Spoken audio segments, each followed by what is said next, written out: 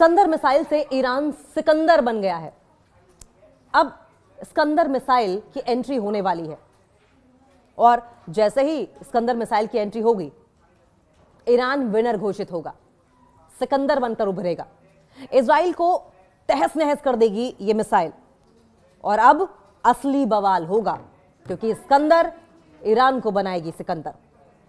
Iran को रूस ने गुपचुप तरीके से स्कंदर मिसाइलें दे दी हैं। गुपचुप तरीके से ईरान को रशिया की ओर से स्कंदर मिसाइलें दे दी गई। देखिए, स्ट्रेटेजिक पार्टनर्स हैं दोनों देश, रशिया और ईरान। ये अमेरिका और उसके मित्र इजराइल के लिए बहुत बड़ा खतरा है। उनके पास शाहिद ड्रोन्स पहले से ही है और अब स्कंदर मिसाइल भी। हालांकि ये दावा मीडिया रिपोर्ट्स में किया गया है, लेकिन इसका खंडन ना तो रशिया कर रहा है और ना ही ईरान कर रहा है। और ऐसे में आशंका बढ़ जाती है कि ईरान को स्कंदर मिसाइल मिल गई है। राजनीतिक जन विद्रोही के बीच बड़ा डेवलपमेंट सामने आया है। जिस तरीके से ये पॉलिटिकल वॉरफेयर छिड़ा हुआ है और एक दूसरे पर पॉलिटिकल स्टेटमेंट्स दिए जा रहे हैं, बयानबाजी की जा रही है, ऐसे में ये बड़ा डेवलपमेंट माना जा रहा है। अमेरिका इजराइल थ्रेड को किल करने के लिए, आप समझें इस बात को, ये बहुत इंपॉर्टेंट है। अमेरिका इजरायली थ्रेड को किल करने के लिए रशिया ने ईरान को स्कंदर मिसाइल दी है और ऐसा दावा किया जा रहा है कि ईरानी मीडिया ने दावा किया है कि ऐसा हो चुका है।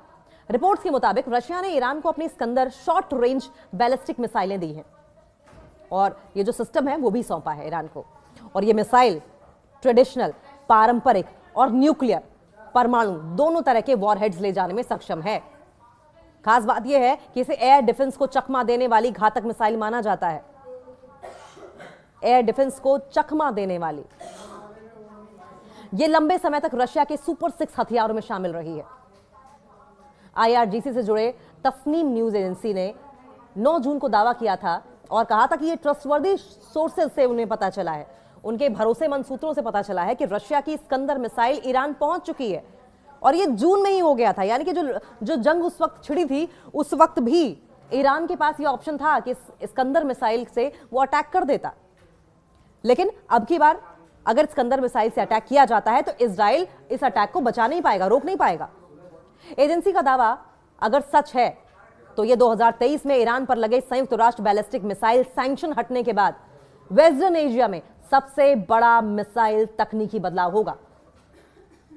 इससे क्षेत्रीय सुरक्षा संतुलन, युद्ध बढ़ने के जोखिम, इजराइल अमेरिका की मिसाइल डिफेंस प्रणालियों पर गहरा असर पड़ेगा। IRGC की ओर से बड़ा संकेत भी दिया गया है। ईरान की फर्स्ट न्यूज एजेंसी बिना नाम लिए IRGC अधिकारी के हवाले से कहा गया है कि स्कंदर की डिलीवरी स्ट्रेटेजिक माइलस्टोन है, एक रणनीतिक माइलस्टोन है।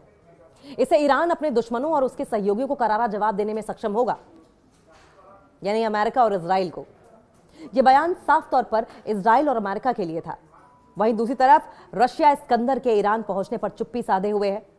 क्रेमलिन के प्रवक्ता हैं दिमित्री पेस्कोव। उन्होंने इसे मीडिया की अटकलें बताते हुए टिप्पणी करने से इनकार कर दिया। और रशिया अपनी गोपनीयता मेंटेन करने के लिए ही जाना जाता है। हालांकि एक्सपर्ट्स के अनुसार यूक्रेन युद्ध के बाद रूस जानबूझकर हथियार सौदों में रणनीतिक अस्पष्टता, स्ट्रेटेजिक एम्बिग्विटी अपना रहा है, क्योंकि अगर स्ट्रेटेजी जाहिर कर दी तो फिर उस स्ट्रेटेजी को निगेट करने के लिए भी स्ट्रेटेजीज बनाई जाएंगी और इसीलिए अपने पत्ते खोलने में विश्वास नहीं रखता रशिया। ईरान का भी टालमटोल वाला जवाब रहा, यानी कि ईरान भी सामने वाले को भ्रम में ही रखना चाहता है। ईरान भी अपने पत्ते नहीं खोलना चाहता। ईरान के विदेश मंत्रालय के प्रवक्ता नासिर कनानी ने कहा कि ईरान के रक्षा सहयोग उसके संप्रभु मामले हैं और सरकार न तो पुष्टि करती है न खंडन करती है, जैसा होना भी चाहिए। आमतौर पर ईरान गलत खबरों को तुरंत नकार देता है और इसलिए यह चुप्पी संदेह को और ज्यादा बढ़ा रही है। ऐसे में एक्सपर्ट्स का यह मानना है कि ईरान को स्कंदर मिसाइल मिल चुकी है।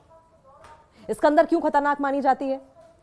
Iskander 9K720 SS-26 stone Russia की सबसे लेटेस्ट, मॉडर्न, एडवांस्ड, आधुनिक शॉर्ट रेंज बैलिस्टिक मिसाइलों में से एक है। यह 500 किलोमीटर की दूरी तक हमला करने में कैपेबल है।